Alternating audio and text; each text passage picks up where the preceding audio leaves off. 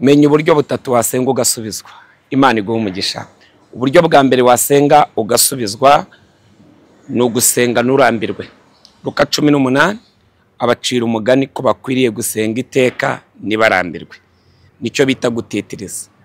Umupfakazi yatitirije umucamanza ngo amara iminsi atemera. Aho ni Luka 18 uze gusoma ngo amara iminsi atemera. Ngo ariko ngo hageze aravuga ngo kugira reka ndengere uyu mupfakazi kugira ngo atazahora azi wanjye akandushye.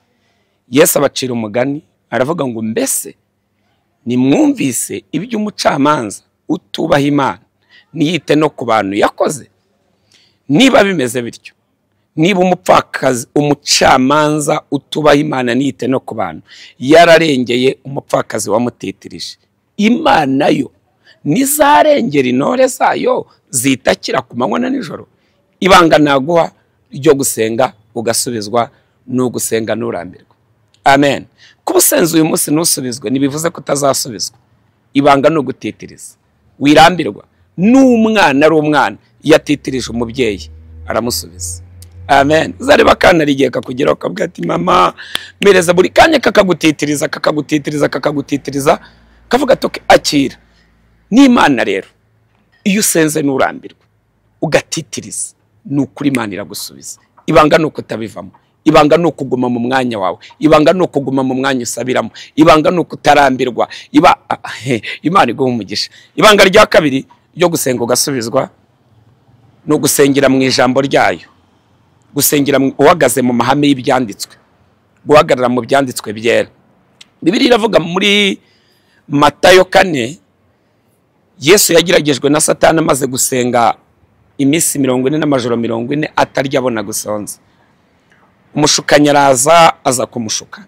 Aramubwira ngo niba uri umwana w'Imana hindura iribuye umutsima urye. Aravuga ngo ntabwo umwana w'umuntu atungwa n'imitsima gusa, ahubwo atungwa n'amagambo yose ava mu kanwa k'Imana.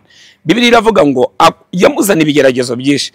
Bibiliya iravuga ngo arangije umwanzi aramureka. Amen. Ndashaka kubwira igice aricyo cyose usenga uhagaze mu byanditswe byera, ugasenga uhagaze mu ijambo uzasubizwa. Kuzajya uvuga ngo handitswe ngo Yesaya 54 umurongo wa 13 abana bawe bose bazigishwa n'Uwiteka. Uzagira amahoro mesho, uzakomezwa no gukiranuka, gato kazakuba kure, uzaba kure biteye ubwoba kuko ntago bizakwegera. Ahari bazaterana ariko sinjye uzabateranije. Uzagukoranira wese azagwa ari wazize. 17 nta ntwaro bacuriye kukurwanya izagira ikigutwara. Ururimi rwose ruzagurukira ko kuburanya uzarutsinda. Niba ugeze igihe cy'ikimwaro ubona bikuyobeye, hagara muri Yesaya 57 uvuge ngo kuko umwami Imana azanabara. Nicyo gituma namwara, nicyo gitumye nkomera, nicyo gitumye mu maso wanjye hakomera akamera nk'urutare, kandi sinzakorwa n'isoni. Muri make nubona ugeze hahandi hamwe ubona bikomeye, uhagarare muri Zaburi ya 23 uvuge ngo Uwiteka niwe mwungeri wanjye sinzakena. Amen. Uko komeza kugenda uhagarara mu byanditswe, ugakomeza kugenda uhagaze mu ijambo, ugahagarara muri Zaburi ya 84 bijyanye n'ikigeragezo uhuye nacyo, ukavuga ngo hahirwa abagufitemo imbaraga, hahirwa abafite mu mitima yabo inzira zijya Siyoni. Iyo bageze mu gikombe cyitwa Baka bagindura ahantu h'amasoko, uhita uvuga ngo Baka we vi imbere yanjye, ndaguhindura amasoko, nagutinya Baka aho gukandagira muri Baka. Amen. Ibanga rya mbere gutitiriza cyase gusenga nurambirwe. Ibanga rya kabiri gusengera mu byanditswe byera. Ibanga rya gatatu rero no gusengera mu buhamya bw'iby'Imana yakoze. Amen. Gusengera mu buhamya bw'iby'Imana yakoze mu buzima bwawe, usubiza amaso inyuma.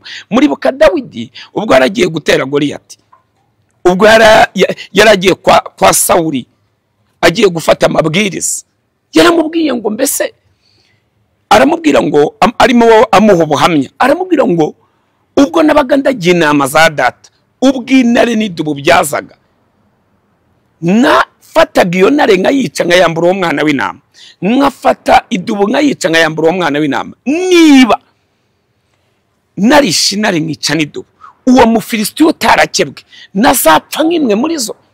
Ndashaka nkubwire, subiza amaso inyuma urebe amajoro akomeye cyane Imana yigeze yigeze kunyuzamo, urebe ipfu zikomeye Imana yigeze gukuramo, urebe ibitangaza Imana yakoze mu buzima bwawe.